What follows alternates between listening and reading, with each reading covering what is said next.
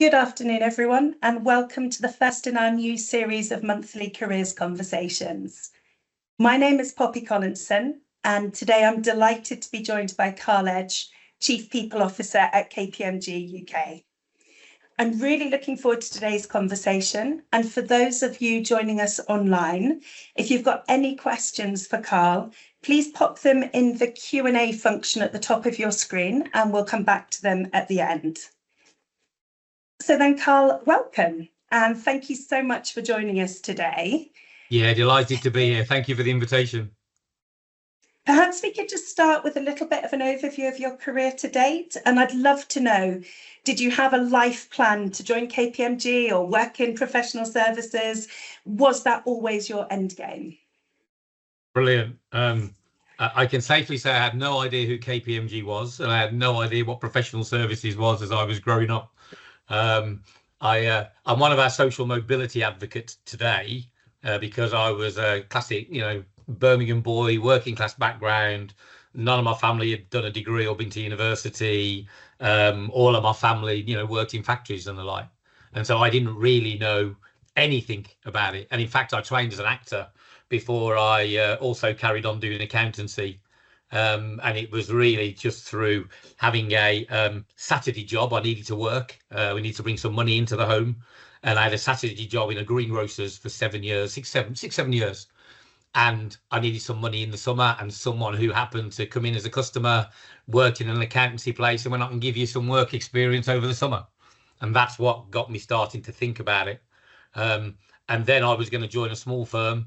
And it was only during what was called the milk round then, but, the career sort of fair type thing, that someone from KPMG came in. I think it was called Pete Marwick at the time, and went, do you know what, you should come and talk to us. I said, well, you wouldn't be interested in someone like me with my background. I went to Polytechnic, not university. And he went, no, come in, come and talk to us. And amazingly, they offered me a role. And that was in 1991. Which I know a lot of people listening, that seems a long, long time ago, because it is. It wasn't quite black and white, but it's still a long, long time ago, And I've been hugely, hugely fortunate, both professionally, because I did qualify as a chartered accountant. I carried on in the audit side of the business for a while, but then I moved into the people function for a while. I then moved into client facing, but what we called markets, which was going out and winning new work. And I helped us build that over 25 years. But I also ran our Watford and Milton Keynes office for 3 years. I ran the Midlands region and Birmingham office for 6 years. I had the opportunity of being a partner for the last 20 years. And for the last 2 years, I've been the Chief People Officer. And so professionally, I've been so lucky and so grateful for the opportunity. And personally, on my first day at KPMG in 1991, I met Kate, my wife. Oh. And so KPMG genuinely changed my life. The profession genuinely changed my life. We've been married 28 years now, and we've got 3 daughters who are 25, 22 and 21. So from having no expectations, I can't believe how fortunate I've been, to be honest, Poppy. That's fantastic. And it's really nice to hear about your journey through. But if I'm honest, the thing I wasn't expecting was that you started as an actor. That feels really different. And I think I would hope that reassures some of the people on the call who are thinking, I'm at this point in my life and I haven't yet thought about what I want to be when I grow up. I'd be really interested in what you'd have to say from where you are now as Chief People Officer to people who are worried that they don't have that, interview question answer, which is, where do you see yourself in 5 years? How important do you think that is? Do you know what? I think the world is accelerating so fast at the moment. It's really hard, isn't it? I mean, just look at the acceleration of technology in that period of time. Who knows what that's going to look like in 5 years' time? I think what you want are people in those situations who are just really authentic and honest. I came into this not really knowing what was going to, but I knew some of the skills I had. For instance, you touch on the acting skills. Yeah. Actually, they valued that because it was different. Some of the people listening might be thinking, do you have to have a relevant degree? Have I got to have done maths or accountancy or economics? 2/3 of the people who join us every year have absolutely a non-relevant degree from any sort of degree you could think about. The interesting thing is, have you got the capacity to be educated to that level of degree, the 2-1 first level? but actually bring your own perspectives. And I think what's really interesting when we interview people is, can you bring interesting insights from whatever you've got? For me, that happened partly to be acting, but it could be anything. And everyone's got a really interesting story. Everyone listening to this now has got a story somewhere. And what I urge people to do is spend the time thinking about your story rather than trying to fit to the story you think the firm you're applying to wants. And I think that's a really interesting point. So I talk a lot to people considering a career in professional services, thinking about applying to the Big Four, KPMG in particular, and they worry that their background or their work experience isn't a right fit. And particularly when they come to assessment centres or the application process. I get what you're saying about bring your authentic self in, but how do you do that from the start? So I think you've got to research what's relevant to the firm that you're looking for, you know. And by the way, you know, we know what happens now. Everyone puts it into ChatGPT, it throws out an answer, you know, and they can do multiple applications. You can tell that on our side of the fence, I think it's fair to say.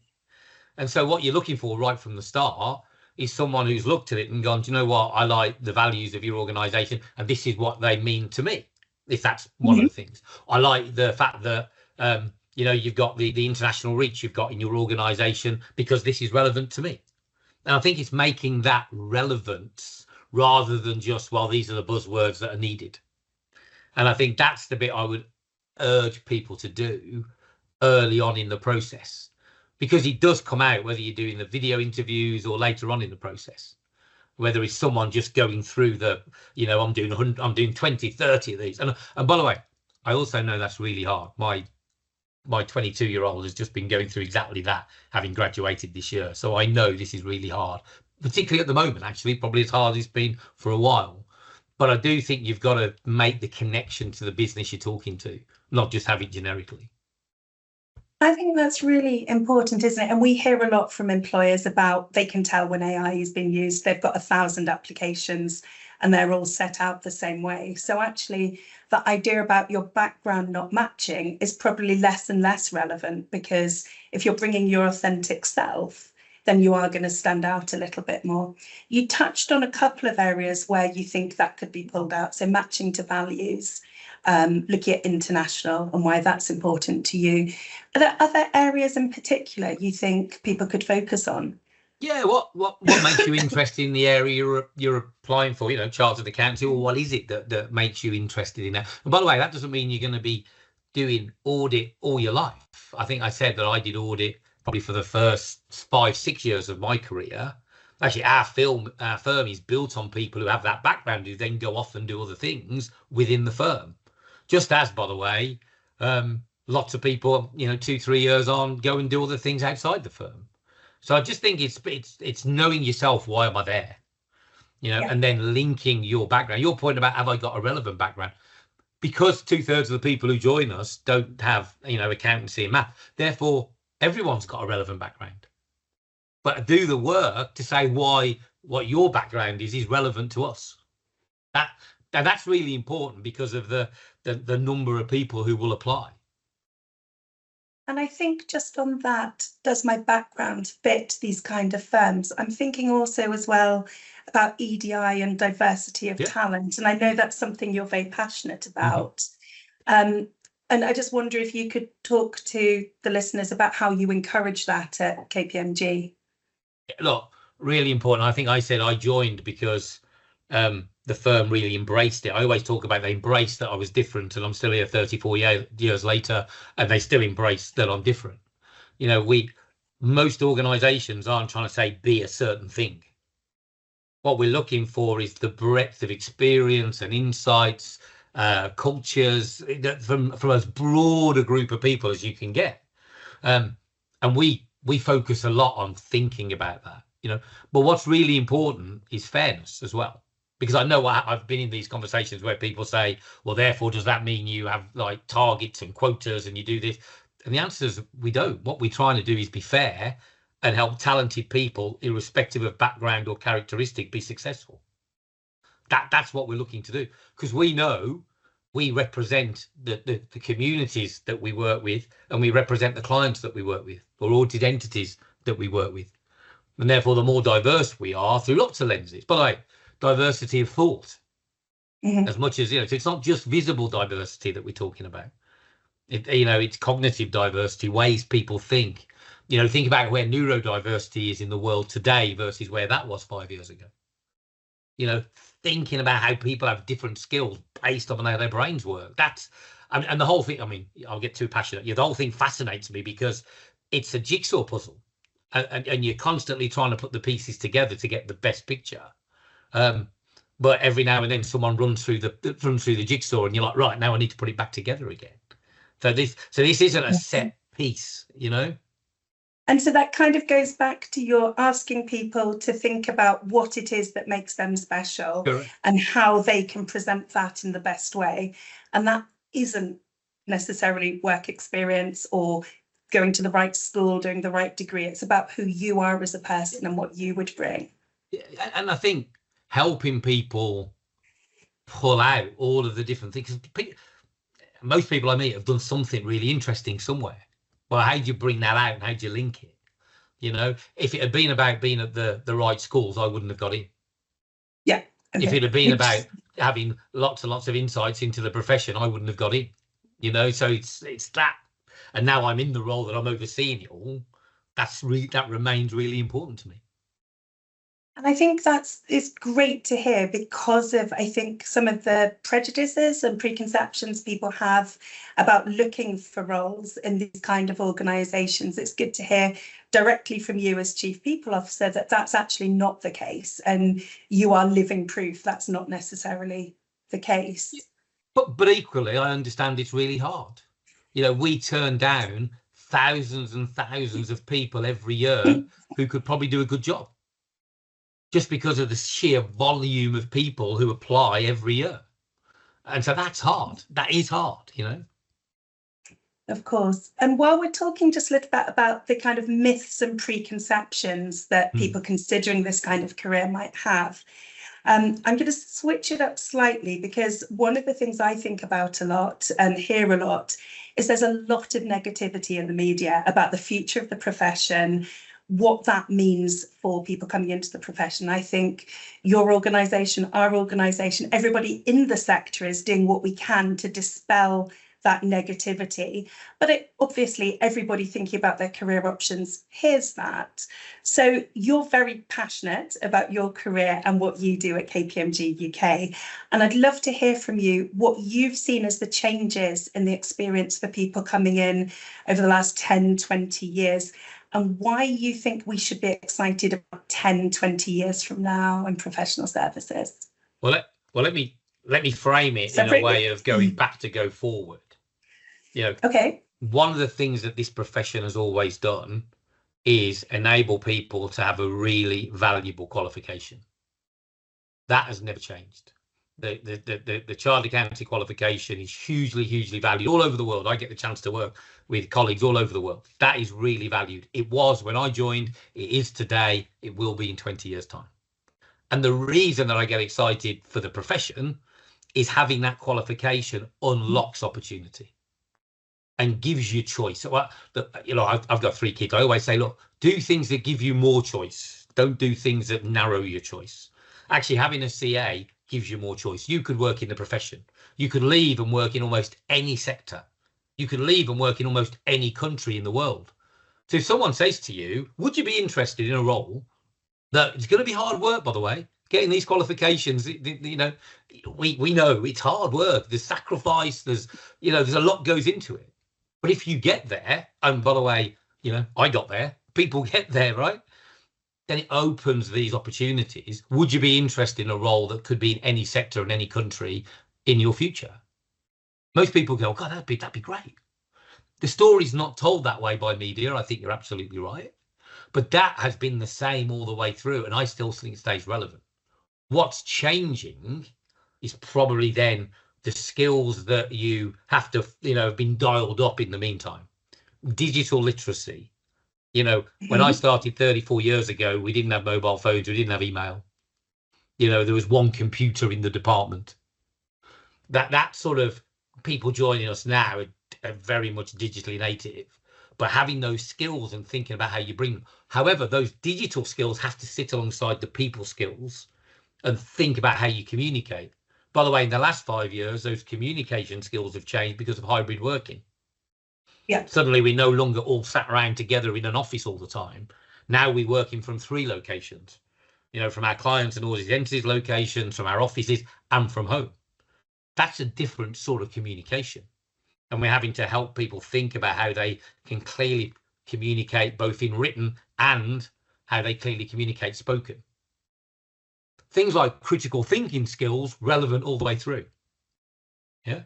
Actually, what I observe, personal resilience, thinking about how you manage your own energy, it has become a bigger factor, partly because of society, the changes in society, partly because of the relentless nature, I think, of work. That's not a profession piece. I think that's work in general. And then partly because of this balance everyone's trying to strike between work and home and friend, all of those things. So it's jazz. It's complicated. There's lots of things happening, but in its essence, being successful in the profession opens doors and creates opportunity. And I don't see that changing. If you look at the biggest businesses in the world, the biggest businesses in the UK, you will find on every one of their leadership teams as a chartered accountant. We look at our alumni, the people who come through. Typically every year that comes in, probably 10 years later, half of them have left and moved into different roles. That alumni are running some of the biggest businesses in the UK. And if you are interested in business, I think that's the thing I would say. You sort of need to be interested in business if you want to do this, because that's what you're going to be spending your time looking at. Does that give you a flavour for it? It does, and I would totally agree with you on everything you've said, but in particular in communication, there's always an assumption of, oh, I'm not sure about chartered accountancy, I'm not good with numbers. And yes, numbers are part of the role, but people are a much bigger part of it, and actually being able to communicate is so important. One of the things I would like to delve into a bit more, though, is when you talked about protecting your personal energy. Like you, when I started work, I didn't have email. I didn't have email privilege. I had to get a secretary to print an email. I'd write the reply and it'd be given back to her to type because I wasn't trusted. The way everything's changed, the volume of work, the sense of being always on, I think there's one thing, look at it from our point in our careers, but how would you advise someone coming into the profession who maybe doesn't feel confident to say, actually, no, I can't do that, I'm doing this? Or how do you draw that line without being unprofessional, I guess is what I'm trying to say. And it's definitely not an exact science. And I'd say even after 34 years, I don't get it all right. There's still times when I get this wrong. I think as people come in to the profession, particularly those doing the sort of chartered accountant exams at the early stage, you have to come in with your eyes open that quite requires a level of commitment and sacrifice. I just have to, it's really important to be honest with people that it takes that, because it's horrible when people have that as a surprise. And therefore I do see, people have to make that as we did and as everyone else did, if you make that choice. But that said, I always encourage everyone, to make sure they always have their holidays. And it's a really interesting thing when I say to people, have you got holidays booked over the next 12 months? You may not have booked the actual holiday, but have you booked the time? Because there's going to be a lot on your agenda that's fixed. I've got these exams at this point. I've got this client at that point. If you don't get ahead and put them in, actually, you might go a long period without a break. I always try and encourage people to not go more than about 12 weeks without having some break. That might be a long weekend. That might be a week off eventually, depending on where it works. Doesn't always work that way, but think about it like that. I then encourage people to think about, where do you get your energy from? And what I mean by that is, what do you do personally that gives you energy? For some people, it might be the gym, it might be reading, it might be walking the dog. I don't mind what it is, but be thoughtful about what that is, and then be intentional about building that into your week. Does it work every week, everywhere? No. And you've got to be kind to yourself, recognizing that it's not a perfect science. But I always encourage people coming into the workplace to be thinking like that. Now, none of that is saying I'm not around to do the work, and in fact, to be honest, I say to my own daughters, go into the office and be around people and learn some of the broader skills, lean into opportunities, because you never know quite where they're going to take you. But you are you are investing in your future, and therefore thinking about that at the start, I think is really important. Yeah, and I think there's a prioritization piece as well, isn't there? Because you can have balance, but you probably can't have everything. No. So we had a student last year saying that what really mattered to them was five-a-side football. So they would study, they would work, and they would make time for that one evening a week when they could, that they would go and do the five-a-side football. What it meant was you couldn't go to the pub every day after work or whatever. You might doom scroll or whatever, but as long as you prioritize and focus and find out what gives you that energy, I think that's a really good way of looking at it.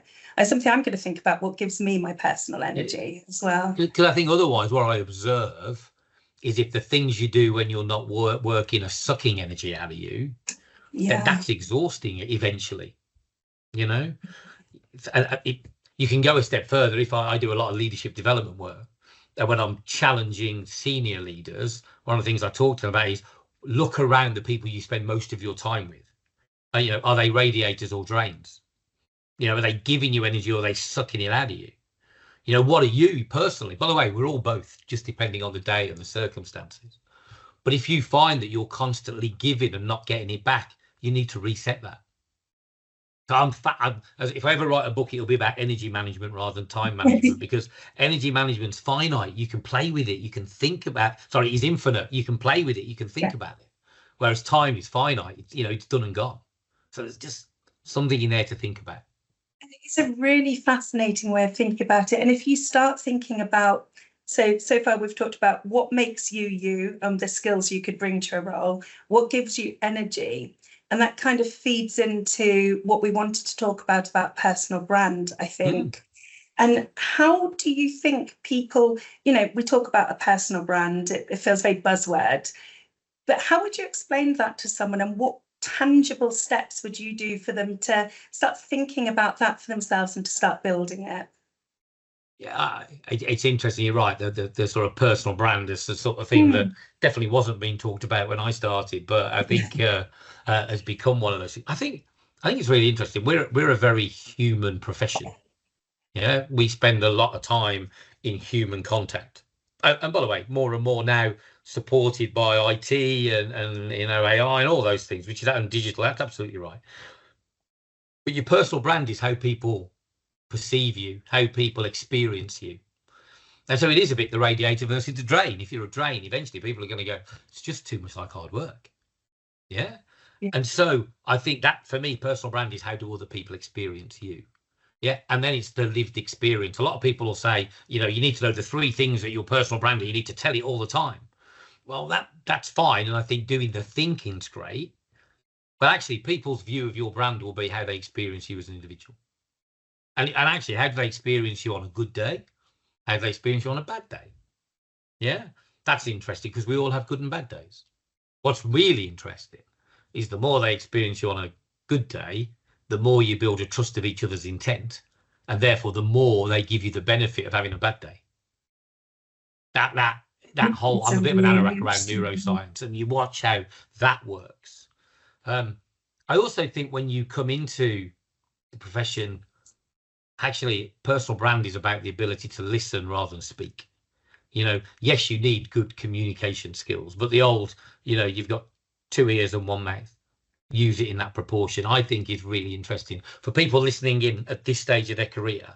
Go and listen, go and ask questions, go and be really interested in leaning into new things, not quite knowing where they're going to go. Because I must admit, I had no idea where half of this was going to go. But by leaning into things, actually, my personal brand became, do you know what, Carl, someone who's willing to give things a go. Well, in the business world, when things can be really hard at times, there's value in someone who says, yeah, I'll give it a go. I might not be fully equipped for it, but I'll give it a go. By the way, that doesn't mean I was massively confident and thought I could do everything. I still went in with the imposter syndrome and thinking, I don't know whether this is going to work or not. But there was something about by leaning in and being helpful that gave me more opportunity. That for me is a personal brand. And I think that's fascinating because I think it's very easy for people at the start of their careers to look at people who are successful and think, well, it was easy for them. They've never had a moment's doubt in their life. And actually, I think what you're saying is you just hide it. you do the swan, you look placid on the surface and your legs are going like mad underneath. Yeah, and I think rather than hide it, I think you manage it. I think, you know, what you do is you think, do you know what, my heart's racing and I'm thinking about this stuff and I'm, you know, and by the way, that happens all through your career. You know, the first time I was on our exec committee and I'm presenting to our UK board, my little heart's racing, just as it was when I was the junior presenting to the department. Yeah, because it's a new experience. And by the way, because you care and you want it to go well. And that's perfectly natural. But I think the worst thing you can do is hide away from it. Yeah, and not go there. Because you're going to learn either way. I'm a big advocate of learning in the flow of work, learning for a lifetime. I think these are learning experiences. Doesn't mean they're always going to go well. I've had, you know, things that haven't quite worked out. And you go, oh, I need to go away and reflect on that. That's okay as well. And I think the point you make about you feel nervous because you care is a really good one. So I've presented for years. I come across as quite a confident presenter, but like everyone, I hate presenting. I think it's probably my least favourite thing to do. And it's just about managing that and knowing at the point at which you're just going through the motions, actually, there's probably something I'm anxious before a presentation. There was probably something wrong, and maybe it was time for me to think about my role, etc. Because I think it's okay to care, and it's okay to care about doing a good job. And that probably does make you more nervous than you would be if you really didn't. Yeah, look, before I come on this, we were chatting beforehand. You know, I'm nervous because there's lots of people who have told in this is really important to them. So I want this to be useful for them. You know, and you never quite know through this medium whether it is. So please put it in the chat if it is. But there's something there that says, you know, you're not just going through the motions. You know, that's part of your personal brand, isn't it? You know, I care about this audience and I want you to get the most you can out of this interaction. I think there's also, it comes to, so there's caring about your role and there's a sense of belonging in the organisation you work for. Now, you've mentioned you've been at KPMG UK for over 30 years. I don't feel you're the kind of person to stay somewhere you didn't feel you belonged. So how did you create that sense of belonging and purpose for yourself? And how do you recommend others seek that? I think I've been very fortunate, if I'm being really honest, you know, because I think, yes, you've got to go and look for it yourself and see. You know, I would say to anyone listening into this, find a culture that works for you. All the firms have got a subtly different culture. Yeah. It doesn't have to be you go, hey, KPMG is the right person for me, because we might not be, and that's okay. But find the one that seems to fit closest to what's important to you. And then as you go into that organisation, that you've already been thoughtful about that culture as you've gone through the sort of recruitment process. You know, I think there's two things that happen. One is the things that you give to be part of the culture. But also, you know, I think I was very fortunate that very early on, I worked for a number of senior managers who were really supportive of me and challenging of me. You know, the working world was a slightly different place in 1991 to how it is in 2025. People were a little bit more brutal at times, I might say. But it all came from a place of pushing me to be better and learn. And I love the fact that they cared enough to push me. Now, that for me is how you find a belonging. But I also was really interested. I was fortunate to work for someone who said it's all about the impact that we have. Don't just think about the activity you do. Think about, and even now, I talk about us not taking false comfort from activity, but thinking about the impact. And I was taught that really early on. And so are my actions having the impact on helping a colleague develop and learn, on helping a client solve a problem, actually working with our charity partners, helping improve our inclusion and diversity and accessibility? What's the impact I'm having? And in a big firm like KPMG, we have a massive impact. And I'm really proud of, you know, I said to you at the start, I'm one of our social mobility ambassadors. You know, it took us 10 years to become the social mobility organisation of the year, which we are at the moment. That was a 10-year journey to do that. For me, that's a real sense of belonging, given my background. You know, because lots of people from my background just didn't get that opportunity. And so it's finding something I think as you progress through our organisations, what's the thing then that you really are connected to? As I say, mine was social mobility for obvious reasons, but it could be any other things. that's what drives a sense of belonging and a passion for the organisation. And again, we're coming back to passion and caring, and they're not always things that are associated with the kind of sector we're both in, but clearly it's something you feel very strongly about, I feel very strongly about. Why do you think that doesn't come across when people think about, say, professional services?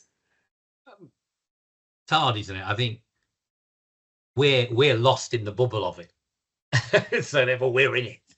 And I think when you're on the outside, people go, is it all about numbers? You know, is it all about facts? Is it all very, very left brain, if you like? And that's what it is. And therefore, and of course, I always say to people, that's 50% of that. But the other 50% is that right brain, that humanity piece, the people piece, because they sit at the heart of everything you do in our profession will have a people angle to it somewhere. And I think it's helping people tease that out. And certainly when I'm involved in recruitment, I'll say to people, look, 50% of this is on your academics, if you like.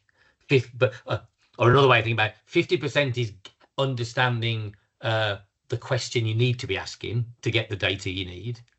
But 50% is having the skills then to get it. Okay. So that's a different way of thinking about what the profession's all about. As opposed to, well, I just need to be really intellectually clever and then I can solve everything. You know, you might know the best intellectual answer, but if you haven't got the people skills to engage with your client or the internal audience, it'll never get a fair hearing. And so it's that balance of those two things. And I think that's a really interesting thing. So it's not just these are the 10 questions I need to ask and I get the answer and I move on to the next. It's how I interrogate that answer I'm getting, that professional skepticism, but also those people skills and those deeper people skills. And look, I get energy from people. I get energy from being with people. Some people don't, to be fair. That's okay as well. I mean, we have a lot of conversations about, you know, introverts in the workplace now in a way we were never talking about 10, 15 years ago. You know, the thoughtfulness and the quiet reflection, there's huge value there. And I learn a lot from working with introverts to go, I need more quiet reflection. So this is how you sort of bring the two things together. Makes sense. And while we're talking about kind of balance and passion and people, you've mentioned that you're a husband, you have daughters. Mm-hmm. How do you find that balance? Because I'm sure you have a huge amount of work in your role, but also you want to be there for your daughters. And I know we have a lot of people coming into the profession who are worried about what that means for them being able to start a family, hit those emotional milestones as well as those career milestones. Be interested in your take on that. Yeah, and look, I think it's not easy. I mean, let's be really honest about it, you know, and I certainly don't always get it right. And if I call Kate in now, she'd probably tell me that I don't always get it right. But what we try and be is really thoughtful and intentional about what we do.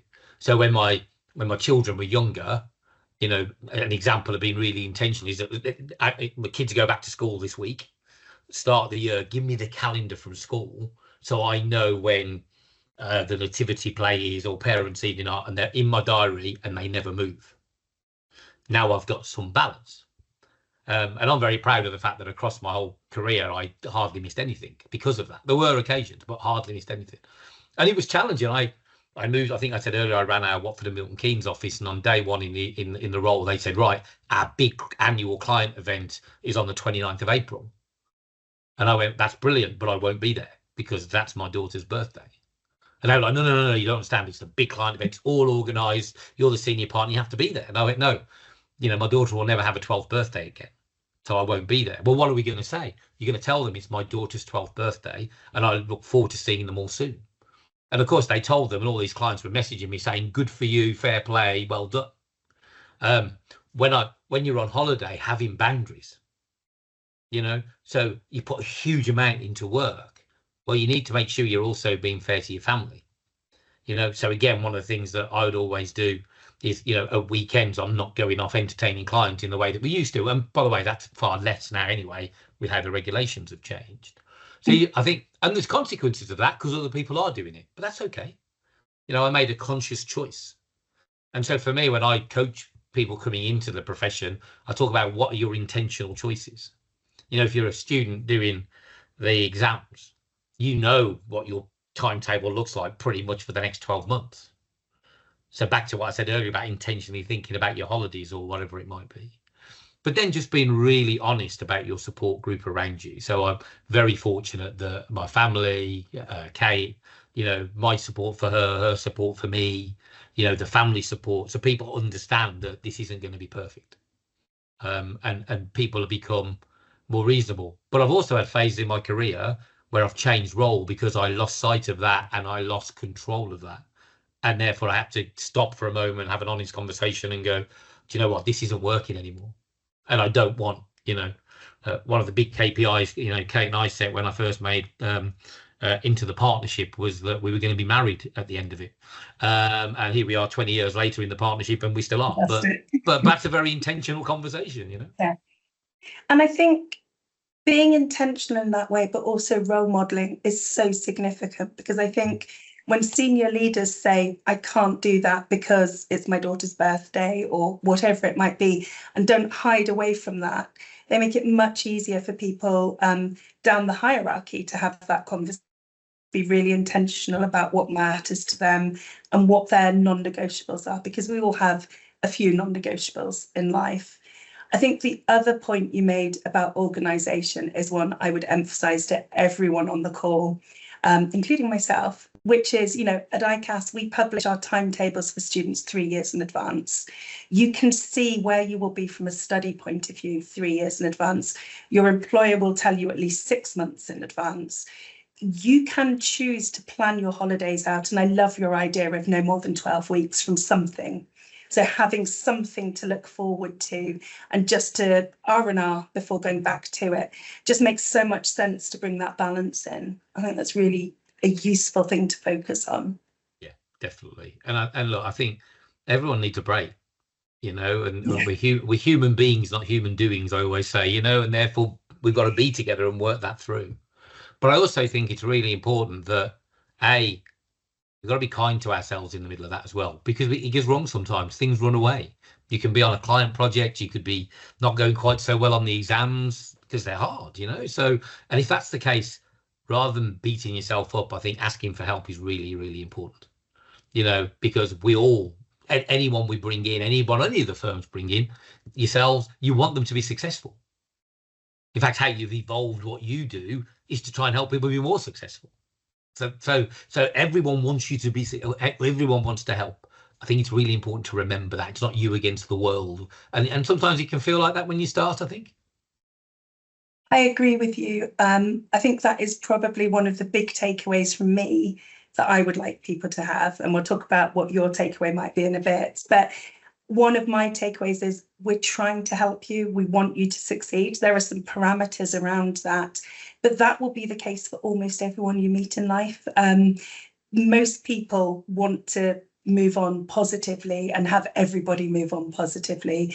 And I think you need to just assume people are trying their best rather than reacting. And I think that's really helpful. Yeah, no, I agree. Just checking the clock, we're okay for a couple of minutes. But I'm having a fascinating conversation with you, so I'm really trying not to check the clock. But I've seen you talk previously, and you touched on it earlier, about continual learning and the importance of continuing to learn throughout your career and learning every day. Could you talk a little bit more about that, please? Yeah, I it's interesting having done the drama at the beginning, because I was sort of doing the theatre studies and the acting. I was also doing sort of maths and economics and an account. So it's just interesting, different parts of your brain working. And what you start to see is all of these things can be relevant if we think about the learning. And so very early on, and it's part of the drama training, if I'm being honest, you do something, you go away, reflect on it, you capture it, you know, some journal it, some, in this day and age, people might pick their phone up and capture it. It doesn't matter what it is. And what I learned was by just taking that time and thoughtful reflection, I was learning every day. As opposed to people say learning is when you go on a course. Learning is when they go on their study program.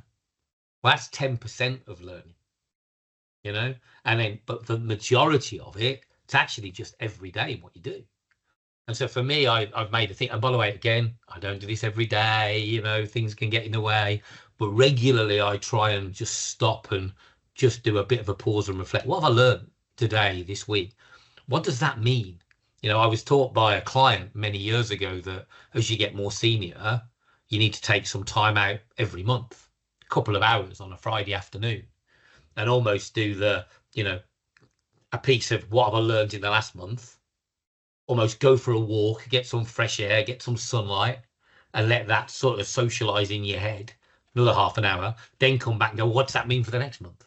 And I sort of got into rhythms and routines like that. And so now in this role, you know, up until about a month ago, I was doing the chief learning officer role at KPMG with the chief CPO role, because we were having a big investment in learning in the flow of work. How do we think about it? How do we get that thought process that there's a, you know, a learning mindset? We're a huge learning organization, of course we are. You know, think about where you bring them in at the start. You know, the people we have with yourself, they're learning all the time. But if you suddenly fall off the learning cliff when you've qualified, that can't work. You know, so even now in my role, 34 years on, I'm still learning. I still, oh, I didn't do that very well. What can I do better? Or I'm really interested in that. Can I get some stimulus that starts to talk to me about AI or whatever it might be? And so it's just that it's a mindset. And people talk about growth mindset. I guess I talk about learning mindset. They're probably the same thing, to be fair. But it's fascinating. If you always have that view, that lens, then you'll take the positives out of even the things that have been most difficult, because you'll realize when I look back on my career, my biggest learnings happened at my hardest times. I think that's really interesting, and it links back to what you said about when you first started, you'd go and talk to people, ask questions, and actually that's all learning and still Completely. doing that, maybe going down the way, up the way, across the way, however you do that. That reflection time is something I don't think people build in enough in their careers, to be perfectly honest. And it's one of the things I found in COVID, people did a lot more because there was such an importance on going out for a walk at some point in your day. And during that walk, you naturally reflect on what's been going on. You know, the conversations in your head are still reflecting, they're still learning, they're still thinking about, oh, that call didn't go how I wanted, how would I do it differently? And I think, to your point about people assuming learning as courses, I think we also still think it's desk bound and formal, and it can just be a chat at the photocopier. It can just be walking and reflecting, and that's so good to hear. Yeah, and if I become an anorak on it, I chat to people about breaking their days down. Don't do 1 hour meetings, do 45-minute meetings, then create 15-minute gap and have 5 minutes to go and stand in the fresh air, get some vitamin D, have 5 minutes to take some water and hydrate, and have 5 minutes to reflect on what you want out the next meeting, so you're present when you start the next meeting. Now, that's a way too far for most people, but I just think it's a really interesting discipline. I agree. And I think from that, the thing we can all take is being present in the moment, not having emails and Teams pinging while you're on a call. And that's a really challenging thing in this day and age. But I'm going to say thank you so much for your insights. Really enjoyed it. Before I open up the floor to questions, I'd just like to ask, what's your one key takeaway you'd like people to leave today's conversation with? I might go back to where we started about the role of the chartered accountant. It's absolutely worth it. It's hard work, don't get me wrong, you know, and it carries on being hard work, by the way, after you qualify. But I think it creates a level of choice and opportunity to work in any sector and in any country. And therefore, if you're up for it, I think it's absolutely worth it. Thank you. And just before I go to the questions, my colleague is very kindly sharing them with me. Right. What she said is, and you mentioned you weren't sure how this would be landing with the audience. There's a huge amount of appreciation coming through, and thank you for sharing your story. That's very kind. And just seeing that people have different routes in, I think, has really resonated with our listeners. One of the questions, which I think is a brilliant question, is, how do I find out about the culture in an organisation so I will feel like I belong, or even if I should apply to them in the first place? Great question. Read the stuff that we put out formally. or the company puts out formally, just to get a sense of what their narrative is and what's important to them. But follow them on LinkedIn and see the sort of things that they post on LinkedIn, and what's the nature of the things that they prioritize and they want to tell the world about. That will start to give you a flavor for it. If you know people through your own contacts or through school or through your network, that might help. There'll be other people, by the way, I couldn't do that when I started because I didn't have any networking anywhere. I think in this day and age with technology, you can learn a lot more about different organizations. So for me, it's doing some of that homework to just get a sense of the organization. Look up who their chief executive, look up who their chief people officer is, and just see what sort of stuff they post around on social media. Contact them and say, what's going on in your organization? I can't promise I'll reply, but you just don't know. I was going to say, you've really opened yourself up. I know, but it's just interesting, isn't it? Because they might not enter into a dialogue with you, but they might accept your connection, and then you'll start to see what they're talking about. And I think that kind of leads into another question we've had, and is something that I think students and early careers people worry about a lot. In particular, how important is networking, and what are some simple steps to be networking? You've mentioned linking in, which I think everybody can do, and I'm seeing more and more students do that, which is brilliant. But what do you think about networking and the importance of it?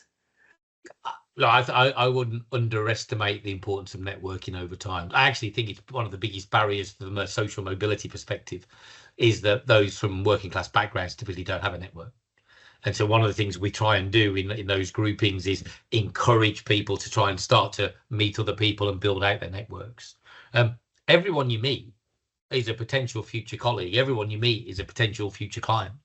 Everyone you meet is a potential future spouse, you might argue, So I just think be open to it. I think I always say to people, and by the way, that doesn't mean everything with everybody, because life doesn't work like that either. But if you find people you have a connection with, I've got people who I met, I said about Kate clearly, but there's other people I met on the first day who, have gone on, got married, are friends now, but also they're in the business, and so you just grow and you have similar life experiences. I think a lot of people in how do you build a network, if you get invited to some network event at your school, your college, your university or whatever, go along, but go along and speak to people. What I find is people go along and they just speak to their friend. Well, you can do that in a coffee shop anytime. I used to be honest, the networking, particularly early on when I was like, I used to always think, right, I'm going to go, and in the first half an hour, I'm going to try and meet 2 or 3 people. And back in the day, there was a business card. Nowadays, you just link in, it's fine. And if I've done that, I can leave. And then I will follow up. So again, I'll be intentional and I'll say, oh, hi. Hey, Poppy, great to meet you last night. Shall we connect? That's all it needs. Because then you've got somebody else in your network.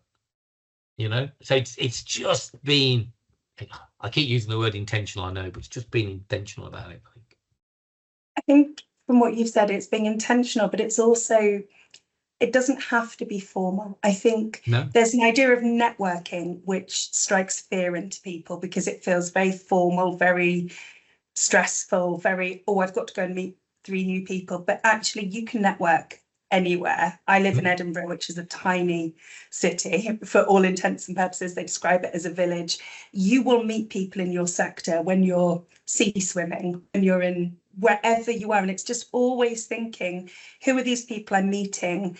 Can I make a connection with them, and how I can move on? And when we talk about connecting, I think it becomes a bit less intimidating than networking, but it's the same thing. Yeah, just be interested in people. That's all I say to people. If you're interested. So now I'm not trying to get anything out of this. I'm just really, everyone you meet's got a story. Everyone's really interested. So just be interested in them, and then in understanding them, you'll find the ones that you have a connection with, and you go, oh, we should meet up, or we should. That's how it sort of works as you go along. And then over time, it builds and builds and builds. Fantastic. Thank you. I've got some interesting questions around applications, and I'm just gonna I'm going to pick this one. So you mentioned earlier you have tens of thousands of applications every year, if not hundreds of thousands. Obviously, some people then get rejected. What can you learn from an unsuccessful rejection other than asking unsuccessful application, rather than just simply asking for feedback, which isn't necessarily always appropriate? What can people do to pick themselves up and move on to try something else? It's really hard. Again, I will preface this as I think it's really hard, and particularly, I think the current market, given where the marketplace is at the moment, makes that, you know, a difficult place. I mean, I almost go back to our conversation earlier about, have you been specific enough? Have you been thoughtful enough about the business that you're applying to, or have you been a bit generic with it? And therefore, I'd stop and go, what could I do to be more? Because really, we can't give feedback to thousands and thousands of people. So I know it feels really brutal at times, because I'll get a sort of computer says no type reply. But I do think as you do things, I always used to say to my girls when they were in these processes, do you know what? Apply for 3 or 4 that you don't want. Just go and learn going through an application process, and ones that it's okay if you don't get through, and see what you can learn, how far you can get, if you can get to some of the online, so that by the time you're ready to do the ones that, you know, the 3 or 4 you really are interested in, A, you've had a bit longer to do the homework and the making it relevant, but B, you've tried out where you are in terms of the processes, because lots of people go for their first one first. Well, that's quite binary, you know, and then you go, oh, everything else feels like a come down. Whereas if intentionally you're starting with some of the lesser ones first, you know, and by the way, those lesser ones you might get in and get closer and start to really enjoy what you're seeing. So that's fine as well. So I'm not writing them off. They just, from your start point, aren't quite, you know, the 2 or 3 that maybe were the ones that you looked at and thought, yeah, I think that'd be amazing. So it's stuff like that I think you have to do. There is a point about having to be resilient. I know lots of people this year in those groups who have done that and haven't got anywhere and having to reset for September. Then I think it's finding, you know, what is it you can do to reset for that period, because everything opens again in September. Then what I'd say is get in early, you know, because I think that we found last year that once you're opened in September, you can be full from an application perspective very quickly. And then people come into it in November going, you're like, look, we'll bring you in, but we're going to hold you back a little bit. So that's the other thing. If you haven't been successful in your year, go early next time, assuming that's still what you want to do. I think that's the other thing that it stops and makes people reflect on. So hopefully that gives it a bit of a flavour for it. But I say all of that knowing that none of that is easy. And I think that's all really good advice. And I also think that you might have the dream company you want to work for, and ultimately you might do your training somewhere else. And there would be thousands of opportunities to join KPMG as a qualified chartered accountant. You don't have to join a training scheme. You don't have to get an internship. There are always staging points to come back in at a certain point. We have a lot of experienced hires. In fact, we probably have more experienced hires than we do grads and apprentices these days, just because of the nature and scale of the business. I've got time, I think, for 2 more questions. So the first one is quite interesting, and it leads on that social mobility piece, I think. So do you have advice for people who might have gaps on their CV due to caring commitments or illness or disability? Well, firstly, if you have those commitments, don't see them as gaps. You know, think about what it is that those commitments say about you as an individual. You know, I know a lot of people who have caring commitments who, when you ask them about their personal resilience and what they've had to work through and how that's formed a strength within them, well, actually, that muscle you've built in doing that is very relevant to the profession, because there will be times when it gets hard and intense. So, firstly, often people see that as being a negative that's going to be held against them. Reframe it into well, what have I learned by virtue of being a carer or whatever it might be? And then I think it's when you look up the relevant organisations, looking at how it plays into those sort of, you know, policies and the things they talk about in that space, because you'll see us talk about inclusion in its broadest sense. Well, make sure you're linking your story into that. And then if you've got And again, it's quite hard without specifics to say, have I got a gap? All it means is you've just got a difference.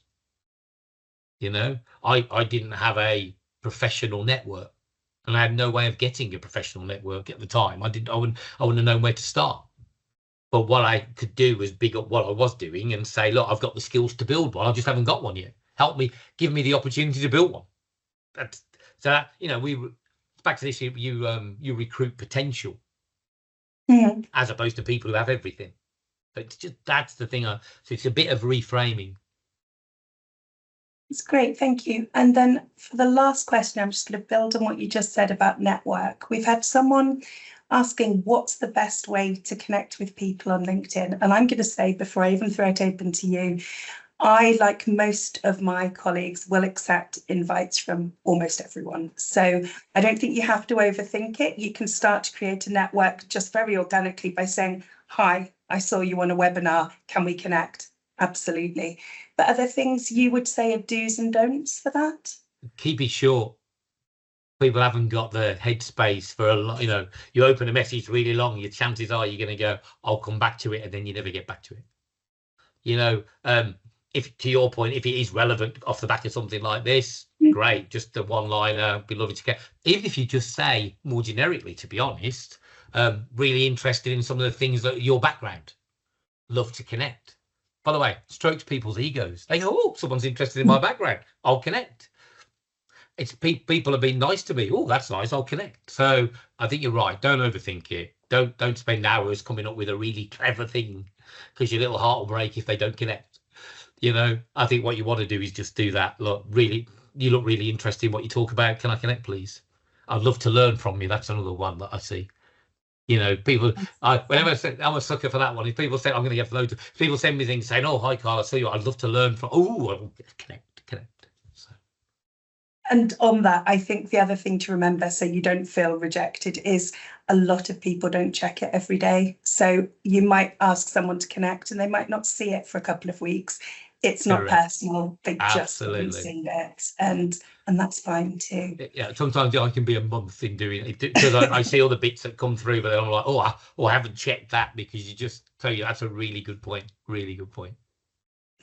Carl, I'm going to say again, thank you so much for your time today. That's been really fabulous, and really appreciated giving your time to talk to our audience. No, look, I really enjoyed it. Thank you. I mean, and thank you to everybody who joined when they've all got busy lives. So I really appreciate people joining, and you, Poppy, thank you for the questions. It went very quickly, so really appreciate it. It really has, hasn't it? Thank you so much. Flown by.